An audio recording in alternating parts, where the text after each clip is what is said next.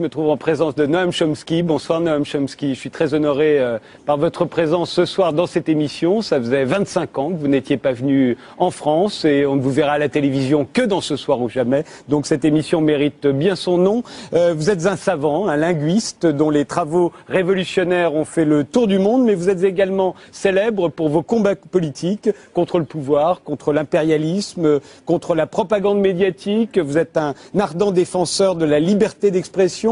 Vous avez récemment publié Raison contre pouvoir, le pari de Pascal, un dialogue avec Jean Bricmont, un cahier de Lerne vous est consacré, dirigé par Laurence Tacou.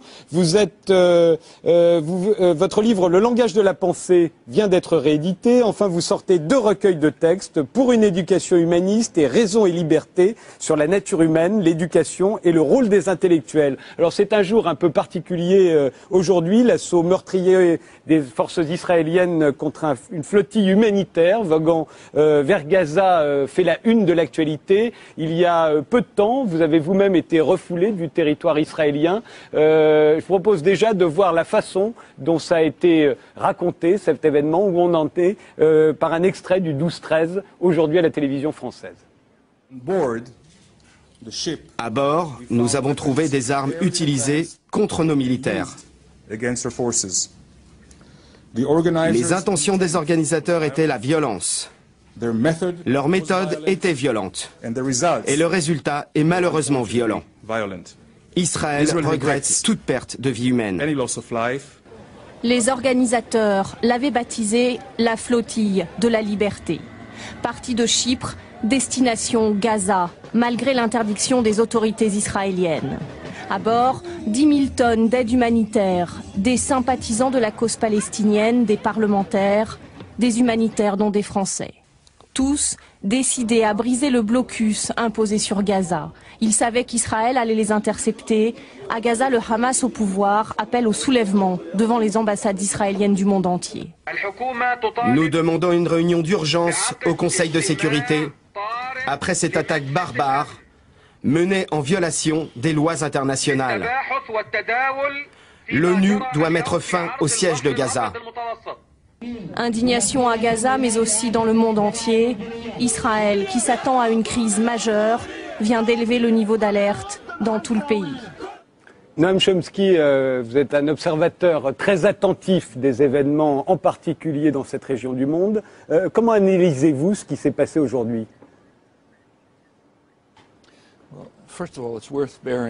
D'abord, je crois qu'il ne faut pas oublier que ça fait déjà 30 ans qu'Israël arraisonne des navires dans les eaux internationales entre Beyrouth et Chypre, assassine des gens, les kidnappe, les enlève pour les mettre en prison en Israël, parfois les prend en otage pendant des dizaines d'années. Donc il y a ces escapades dans les eaux internationales ne sont rien de nouveau. Ça c'est particulièrement redoutable, certes, parce que c'est lié à un assaut particulièrement sauvage, tout comme le blocus criminel de Gaza, qui a pour objectif de maintenir les gens à un niveau d'existence, de subsistance. Ils n'ont pas à mourir en masse, ça serait terrible du point de vue des relations publiques pour Israël, mais on leur permet seulement de survivre et pas de manière décente. Et ces navires ont été capturés dans des eaux internationales, c'est un acte criminel, quels que soient les prétextes qu'ils inventent, et ils ont l'impression qu'aussi longtemps que les États-Unis les soutiennent, ils peuvent faire n'importe quoi. Noam Chomsky, quelle est la critique fondamentale que vous portez à l'État d'Israël? Parce que ça ne date pas d'aujourd'hui. Vous avez toujours été très, très critique à l'égard de cet État.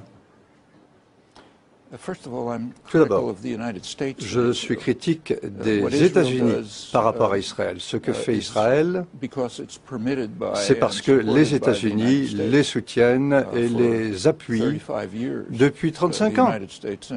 Les États-Unis et Israël, de manière unilatérale, ont bloqué la solution politique du conflit Israël-Palestine, alors qu'il y a un consensus international complet sur la manière de résoudre la crise. Les États-Unis ont voté contre les résolutions au sein du Conseil de sécurité, ont voté contre des résolutions de l'Assemblée générale avec Israël et très souvent ont empêché une solution de la crise. Et avec cet appui formidable des États-Unis, Israël a séparé Gaza de la Cisjordanie, ce qui est tout à fait illégal, a imposé un blocus criminel à Gaza pour punir la population d'avoir voté de la mauvaise manière dans une élection libre. C'est exactement ce qui s'est passé. En Cisjordanie, progressivement, Israël accapare les régions qui l'intéressent et chasse ce qui reste de la population dans ce que Sharon a appelé des bantoustans, lui qui était l'architecte de cette politique. On est en train de mettre en place une maîtrise complète de la région et ça c'est parfaitement illégal de la part d'Israël. Israël d'ailleurs a reconnu en 1997 et de manière très explicite, de manière 67 plutôt, que ces transferts se faisaient contre la loi internationale et ce qu'ils font à Jérusalem est doublement contre la loi internationale parce que ça va contre les résolutions du Conseil de sécurité. Mais ils continuent dans ce sens-là parce que les États-Unis continuent de les appuyer, de participer à leurs exactions et leur permet de poursuivre cela, ce qui a compris l'invasion du Liban, le harcèlement très grave des Palestiniens, empêcher les gens d'aller à l'hôpital, c'est une exaction après l'autre. Et ces exactions se font dans le cadre d'une occupation militaire. Le pays a certes le droit de survivre en tant que pays, mais il n'a pas le droit de se comporter comme un État criminel. Le 16 mai dernier, Noam Chomsky, vous étiez à Amman en Jordanie, vous vouliez entrer en Israël pour donner une conférence dans une université palestinienne à Ramallah et on vous a refusé l'entrée du territoire israélien. Est-ce que vous l'avez compris? Comment l'avez-vous là aussi interprété? Quel motif d'ailleurs a-t-on avancé? Je comprends. Soyons précis. On ne m'a pas empêché d'aller dans Israël, précisément. On m'a empêché d'aller dans les territoires occupés. J'avais été invité par l'université Birzeit, qui est une université palestinienne. J'ai accepté cette invitation, tout comme j'accepte des invitations du Collège de France, par exemple. Vous y étiez d'ailleurs hier. Oui, tout à fait. Je pensais aller à Birzeit, à Ramallah, dans les territoires palestiniens occupés. J'étais avec ma fille, on a été arrêtés à la frontière par des officiels israéliens. Ils étaient en contact constant avec le ministère de l'Intérieur, contrairement au prétexte qu'ils ont invoqué par la suite, et ça s'est transformé en incident international. Ce sont des décisions qui ont été prises par le ministère de l'Intérieur à Tel Aviv. Il y avait deux raisons pour cela, qu'ils n'arrêtaient pas de ressasser au cours de l'interrogation. Une raison était qu'ils n'aiment pas ce que je dis sur Israël, bon d'accord, ça veut dire qu'ils sont dans le même camp que de beaucoup d'autres gouvernements à travers le monde qui n'aiment pas beaucoup ce que je dis, donc ça c'est pas très significatif. Mais la principale raison, et ça c'était très clair, c'est qu'ils veulent maîtriser les gens qui sont accueillis par les universités palestiniennes. Et j'ai dit très clairement que ils ont dit très clairement que si j'allais dans une université israélienne et je passais ensuite à Birzeit, ce qui s'est passé dans le passé, j'étais à Israël, j'ai parlé devant des parterres universitaires israéliens et j'ai été aussi à Birzeit et dans les territoires palestiniens. Cette fois-ci, j'allais directement à Birzeit et ça ne leur plaisait pas. Donc, ils disent essentiellement, nous décidons qui peut être invité par les universités palestiniennes. D'ailleurs, j'ajouterai en passant que je n'allais pas parler d'Israël et de Palestine. J'étais invité pour parler des États-Unis, de leur politique étrangère et intérieure. Mais ils veulent maîtriser la situation. C'est une version légère de ce qu'ils font à Gaza, où ils veulent tout contrôler. À Gaza, ils tiennent à imposer un blocus criminel, effectuer des exactions criminelles dans les eaux internationales pour empêcher les gens de forcer le blocus. Ils pensent pouvoir le faire parce qu'ils ont le soutien des États-Unis. Vous avez toujours été particulièrement critique à l'égard de la politique étrangère américaine. Je rappelle que vous êtes américain, on parlera de la politique étrangère américaine après, mais on vous a reproché, notamment pendant la guerre froide, au moment où vous écriviez beaucoup et vous militiez beaucoup contre la guerre au Vietnam, mais aussi contre la politique américaine en Amérique latine, on vous a reproché d'être beaucoup moins critique à l'égard de l'URSS, qui était à l'époque l'ennemi de votre pays, les États-Unis. Et on vous a donc accusé d'ailleurs d'être stalinien à cette époque-là. De la même façon, Noam Chomsky, vous êtes juif et vous avez toujours été particulièrement critique à l'égard de l'État d'Israël, beaucoup plus qu'à l'égard des pays arabes qui l'entourent. D'où vous vient cette sévérité à l'égard de ceux qui vous sont a priori le plus proches? Pourquoi c'est toujours contre eux que vous êtes si sévère? D'accord. Je comprends que vous croyez ça, parce que c'est précisément ce que la propagande occidentale veut nous faire croire. En fait, en réalité, c'est que j'étais tellement détesté dans l'Union soviétique que l'ensemble de ma discipline universitaire a été anéanti. C'est la seule région du monde où j'étais exclu.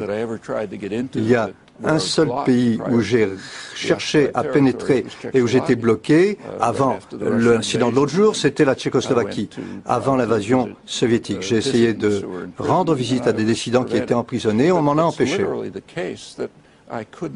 Très littéralement, je ne pouvais pas envoyer des articles techniques de linguistique à des gens en Europe de l'Est parce que j'étais considéré comme étant une telle menace qu'on m'en empêchait. Et j'étais très critique, beaucoup plus critique de l'ensemble du système bolchevique au cours de ces années, beaucoup plus critique que des États-Unis. J'étais très critique aussi des dictatures arabes. Mais c'est vrai que je me suis tout d'abord concentré sur l'action des États-Unis et de leurs clients. Et ceci pour des raisons élémentaires éthiques très précises. Les êtres humains sont responsables des conséquences prévisibles de leurs actions.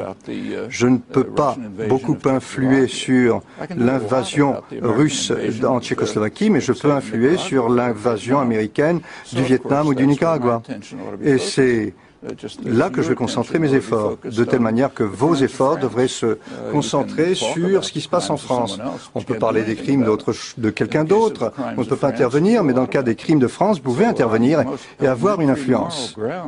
Donc pour des raisons morales fondamentales, je me suis d'abord concentré sur les comportements que je peux influencer, c'est-à-dire les États-Unis d'abord. Et ça, on le comprend très bien. Quand on voit les ennemis, on voit ce qu'ils font. Prenez l'Union soviétique. Nous respectons les dissidents soviétiques, car ils se sont concentrés sur les crimes soviétiques. Ce qu'ils disaient sur la guerre du Vietnam, vous, moi, on s'en fiche un petit peu. Bon, on les soutenait peut-être, mais ce qui nous importait, c'est qu'ils disaient sur leur propre pays. Les commissaires, bien sûr, leur ont dit, mais pourquoi est-ce que vous critiquez l'Union soviétique? Pourquoi ne pas critiquer l'action américaine au Vietnam? Nous méprisons les commissaires pour cette attitude. Et il est très dur pour nous d'adopter les mêmes principes moraux par rapport à nous-mêmes. Mais c'est ce que nous devons faire.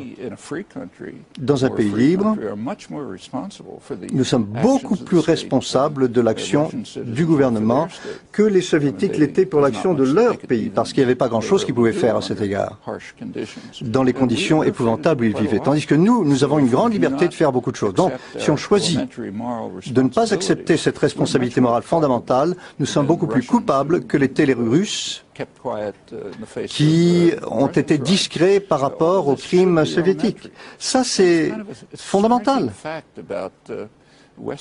Ce qui est intéressant dans cette culture occidentale, c'est que ces principes ne sont pas bien saisis.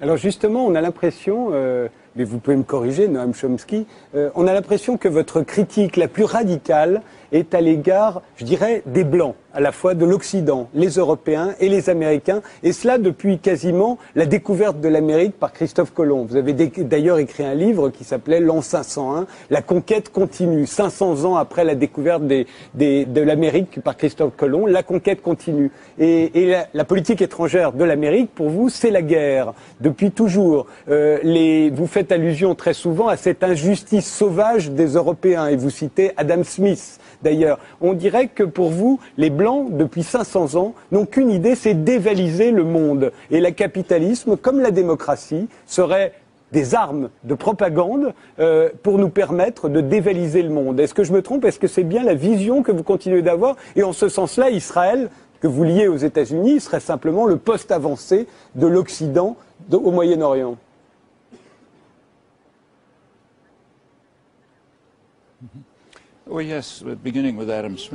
Bien sûr, on peut commencer par Adam Smith. C'était un vieux conservateur des Lumières qui avait des valeurs morales. Et donc, il s'est concentré à juste titre sur les crimes de l'Angleterre. Il a parlé de cette injustice sauvage des Européens en pensant surtout aux Britanniques et à l'Inde. Parce que c'était ça qui le préoccupait, c'était ça. C'était son pays, il pouvait l'influencer, c'était sa responsabilité, oui. Il a répondu à cette responsabilité fondamentale, je suis d'accord avec lui, je pense qu'il avait raison, et je crois que je dois faire la même chose. Nous devons tous faire la même chose, prendre modèle sur Adam Smith. En ce qui concerne la conquête de l'hémisphère occidental, c'est l'un des très grands crimes de l'humanité dans son histoire. Il y a eu des dizaines de millions de personnes qui vivaient dans des civilisations relativement avancées dans cet hémisphère occidental, qui, au moment de l'invasion occidentale, ont été décimées. Aux États-Unis, par exemple, ils ont pratiquement été exterminés. Ce n'était pas un secret, vous savez. Les pères fondateurs des États-Unis savaient très bien ce qu'ils faisaient. Ils parlaient de la nécessité d'exterminer la population pour leur propre bien. Et c'est ce qu'ils ont fait. Il ne faut pas l'oublier. Actuellement, aux États-Unis, en Grande-Bretagne, dans les grands journaux intellectuels progressistes, les principales publications, on va jusqu'à nier l'extermination massive qui a eu lieu et on accepte ça comme si c'était un fait acquis. Je trouve ça choquant et ça, il ne faut pas le permettre.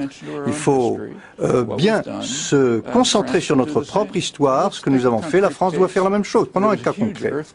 Il y a eu un grand tremblement de terre à Haïti il y a 2-3 mois. 200 ou 300 000 personnes sont mortes. Pourquoi cette catastrophe? Il y a eu des séismes ailleurs. Il y a un certain nombre de raisons et une grande responsabilité appartient aux États-Unis et à la France. Haïti était la colonie française la plus riche.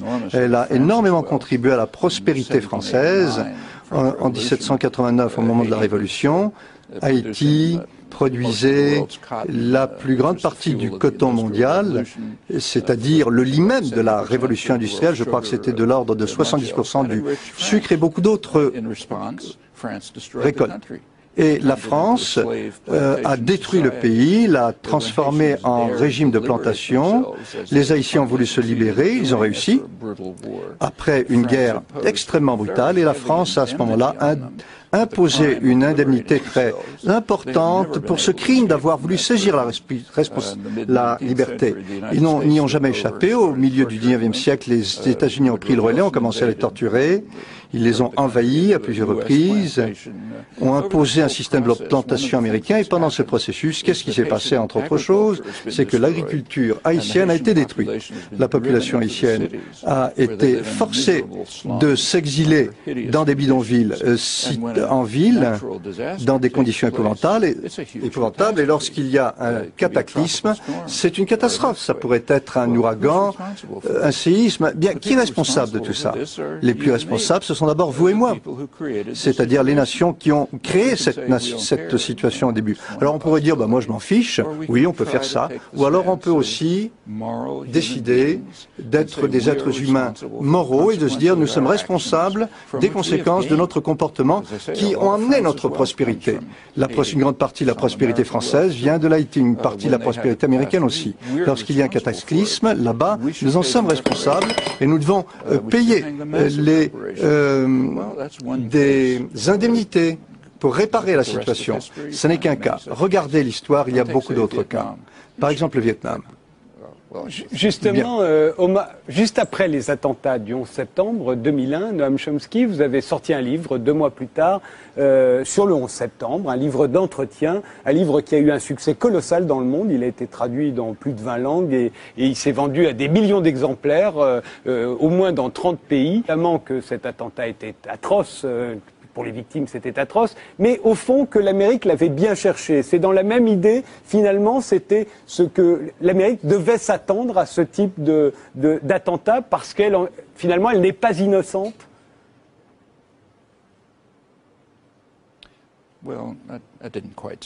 C'est pas tout à fait ce que j'ai dit. Pardon. C'était un événement épouvantable, un assaut épouvantable, peut-être l'acte criminel le plus important du monde.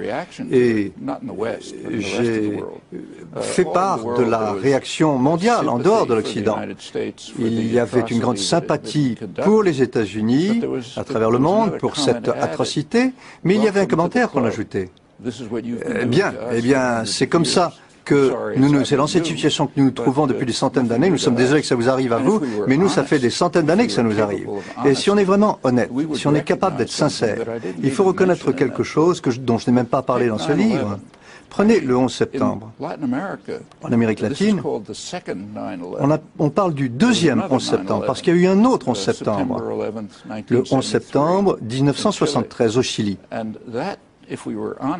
Et si on était vraiment sincère, on reconnaîtrait que c'était encore pire que l'américain. C'était le coup d'État de Pinochet contre Allende. Réfléchissez à ce qui s'est passé. Supposons que lors du 11 septembre américain, Al-Qaïda avait réussi à bombarder la Maison-Blanche, assassiner le président, imposer une dictature militaire, assassiner des milliers de gens, torturer des dizaines de milliers, avait réussi à mettre sur pied un centre terroriste international qui effectuerait des exactions et des assassinats à travers le monde en installant des dictatures, des gouvernements pantins. Ça aurait été pire que le 11 septembre. Et ça, je ne l'invente pas. C'est ce qui s'est passé précisément le 11 septembre 1973. Mais nous n'arrivons pas à faire face aux conséquences de nos comportements. C'est plus facile de dire que ça ne s'est pas passé, mais le reste du monde ne voit pas de cette manière. Il faut avoir la sincérité de voir le monde comme il est, y compris nos propres comportements. Dans ce livre, en fait, je n'ai pas parlé de ça parce que je me rendais compte que ce niveau de sincérité dépasse tellement ce que la culture occidentale peut accepter que ça valait la peine de le dire, les gens n'accepteraient pas. Mais quand on y réfléchit, c'est une bonne comparaison. Noam Chomsky, vous avez écrit un livre très important, La fabrication du consentement, dans lequel vous décriviez la propagande médiatique dans les démocraties. Alors comment s'opère cette propagande, à votre avis? Comment nous raconte-t-elle le monde, encore aujourd'hui, puisque pour vous, elle n'a pas de fin? Prenez les exemples que j'ai évoqués. On ne parle jamais de ça. Prenez par exemple les actions de ce matin à Gaza. C'est un autre exemple. Qu'est-ce qui s'est passé à Gaza? Cette action est une exaction criminelle internationale dans les eaux internationales. Combien de commentateurs vont faire remarquer qu'Israël, avec le soutien des États-Unis, fait ça depuis 30 ans? En kidnappant des bateaux dans les eaux internationaux, kidnappant des gens, en les prenant en otage, des Libanais, des Palestiniens de Chypre au Liban. On les emmène dans des prisons israéliennes, on les garde en otage, certains dans des geôles secrètes. Combien est-ce qu'il y aura de commentaires là-dessus? Certains vous diraient peut-être que c'est faux, que ça ne se passe pas aussi souvent que vous le dites, ou pour des raisons bien précises.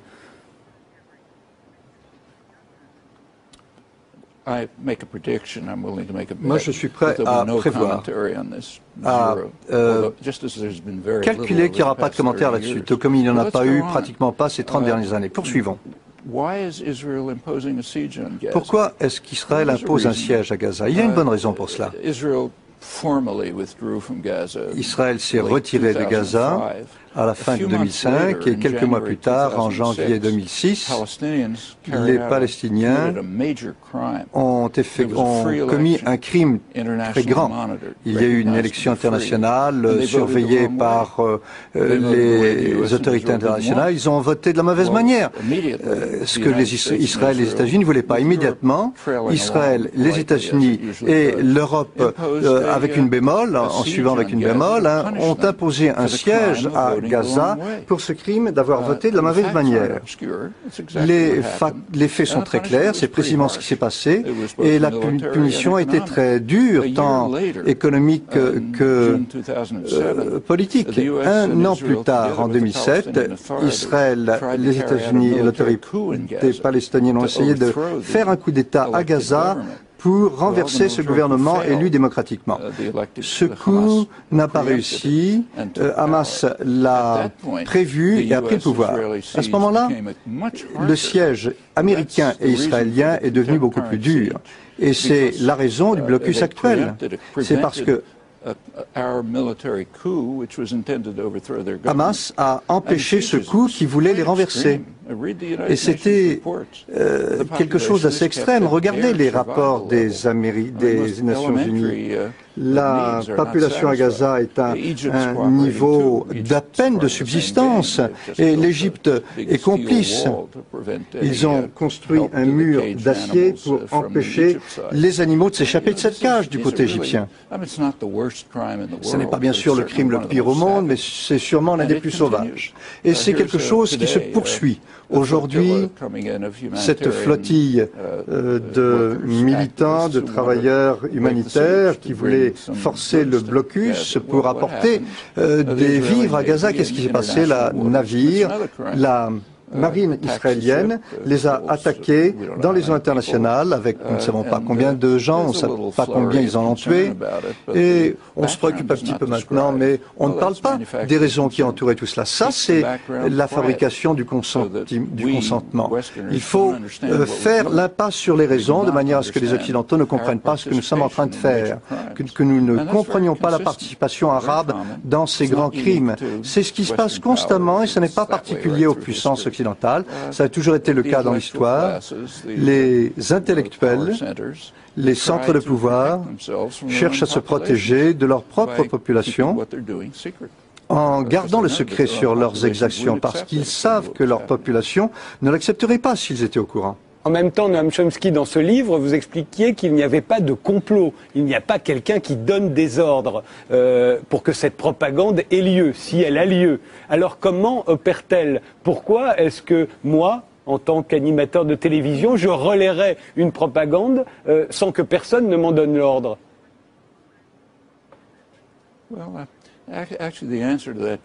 La réponse à cette question a été donnée par George Orwell. Tout le monde a lu Animal Farm, la ferme des animaux, cette grande satire de la lecture, mais peu de gens lisent l'introduction parce qu'elle n'a pas été publiée. Et dans cette introduction à la ferme des animaux, qu'on a retrouvé dans les papiers d'Orwell qui n'avaient pas été publiés, il disait « Il ne faudrait pas trop s'attribuer des prix de vertu quand nous condamnons la dictature, car l'Angleterre libre n'est pas si différente. Dans cette Grande-Bretagne libre, les idées peu cochères peuvent être réprimées sans moyens directs. » Et il l'a décrit de manière brève mais précise. Il y a deux manières de s'y prendre, d'après Orwell. D'abord, la presse est détenue par des plutocrates qui ont un intérêt à faire en sorte que certaines idées ne soient pas exprimées. Ce qui est encore plus significatif, c'est une bonne éducation. Si on est bien éduqué dans les meilleures écoles, eh bien, on vous a inculqué cette conception qu'il y a une certaine manière de réfléchir et de s'y prendre. Et je crois qu'il a raison. Il y a des centres de pouvoir qui contrôlent la répartition de l'information et qui filtrent ce qu'ils sont prêts à laisser entendre par la population et laissent de côté ceux qui ne veulent pas laisser connaître. Ce n'est pas une conspiration, c'est un processus de marché normal. Et il y a des gens comme nous, les classes éduqués, qui ont été dans les bonnes écoles, qui ont eu un bon enseignement et qui ont été indoctrinés à ne pas voir certaines choses. C'est ce qu'on peut appeler l'auto-refoulement. C'est une ignorance délibérée parfois consciemment, parfois inconsciemment, nous filtrons ce que nous ne voulons pas savoir parce que ça nous met trop mal à l'aise et nous présentons une vision du monde qui correspond aux intérêts des pouvoirs en place et des privilèges de nos classes privilégiées. Ce n'est pas une conspiration, c'est un processus normal. C'est comme ça que l'histoire fonctionne depuis le début. Ça prend différentes formes dans différentes sociétés, certes. Dans une société libre, ça marche de la manière que j'ai décrite. Il n'y a pas de quoi être surpris de constater que la préface d'Orwell n'a jamais été publiée. Noam Chomsky, que pensez-vous des théories du complot qui, parfois, s'appuient sur votre thèse de la fabrication du consentement, en particulier sur le 11 septembre Quel est votre sentiment à cet égard ? Quand on dit, par exemple, que le 11 septembre n'a pu avoir lieu qu'avec la complicité du gouvernement des États-Unis ?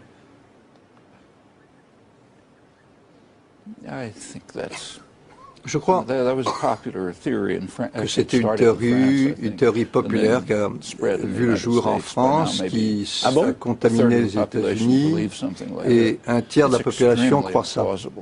C'est très improbable. Supposons que le gouvernement Bush ait effectué le 11 septembre. Est-ce qu'ils auraient incriminé les Saoudiens? Non, à moins qu'ils soient complètement fous.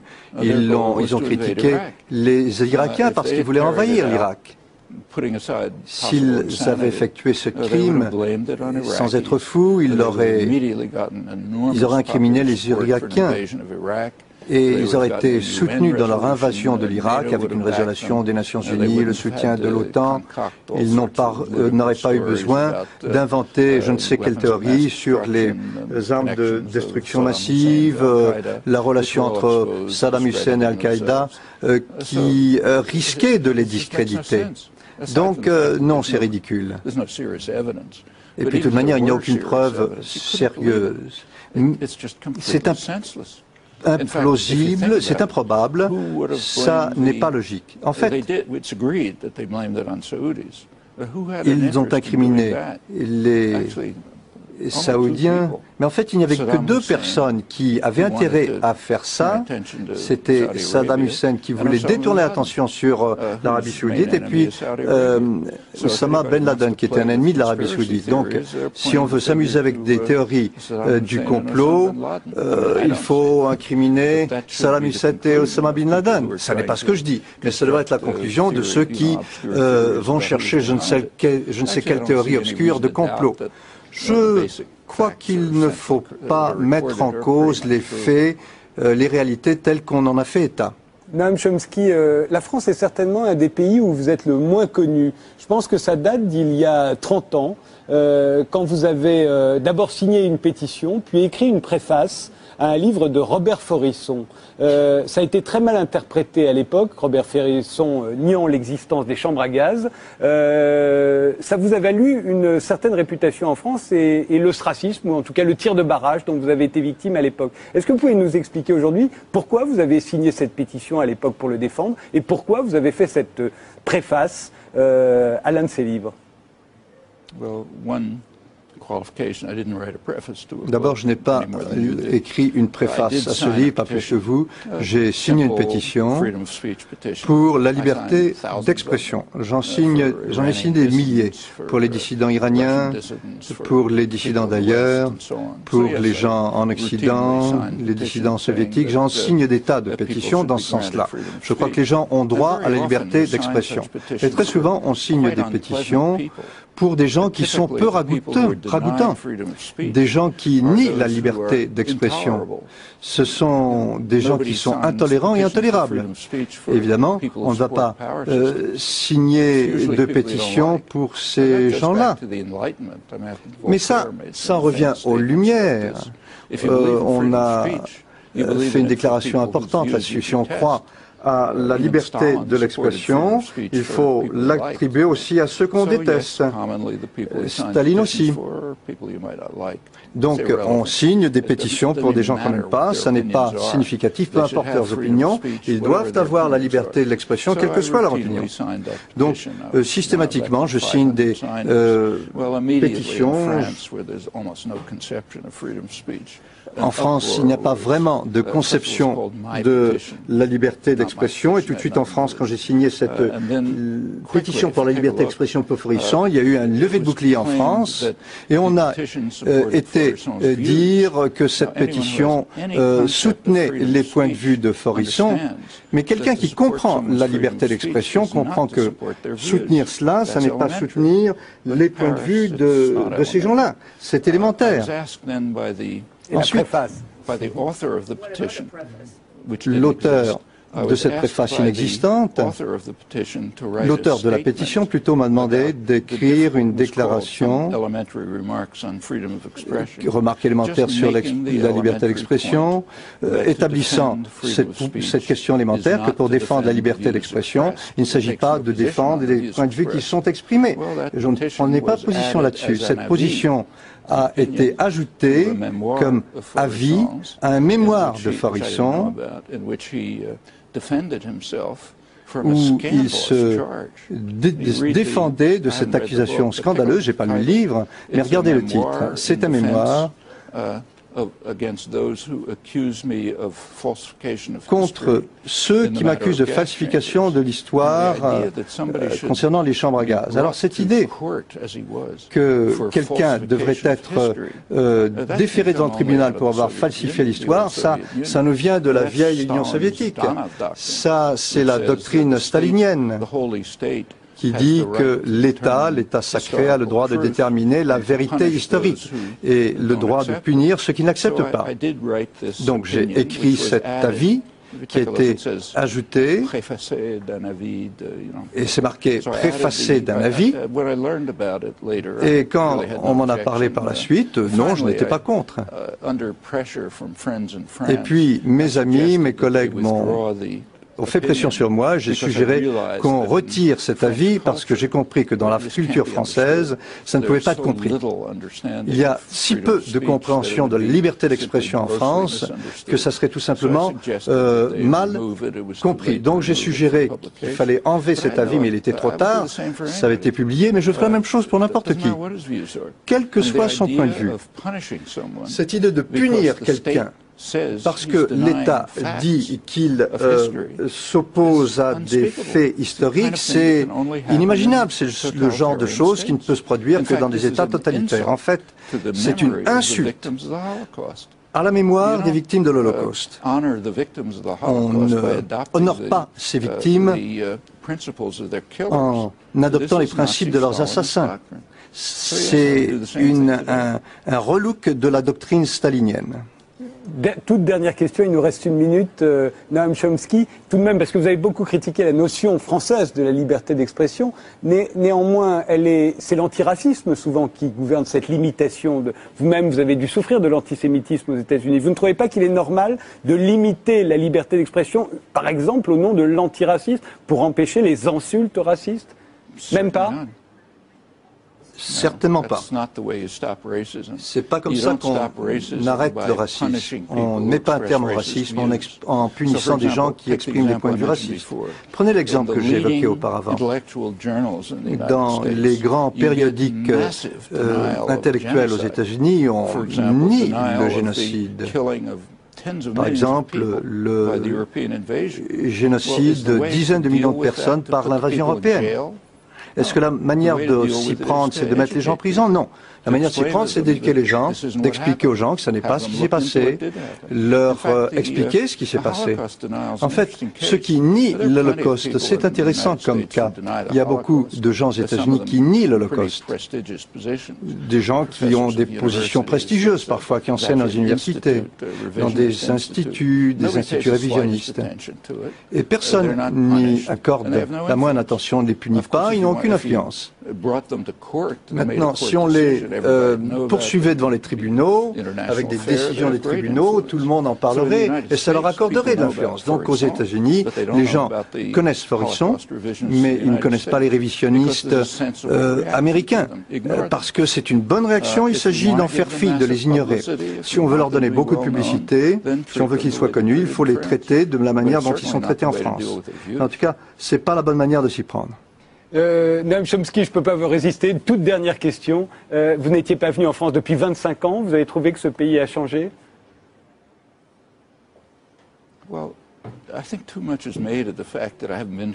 Je crois qu'on se braque trop sur le fait que ça fait 25 ans que je ne suis pas venu. Ça fait 25 ans que je suis pas venu en Europe continentale. La dernière fois que j'étais aux Pays-Bas, c'était il y a 20 ans. J'ai jamais été en Allemagne, je crois, pour toutes sortes de raisons. J'étais en Italie parce que j'aime beaucoup la Toscane. Mais j'ai trop de choses à faire. Si je dois voyager dans le tiers-monde, j'ai pas grand-chose à dire sur la France, je ne connais pas suffisamment. Je préfère garder le souvenir chéri de ce que je connais de la France.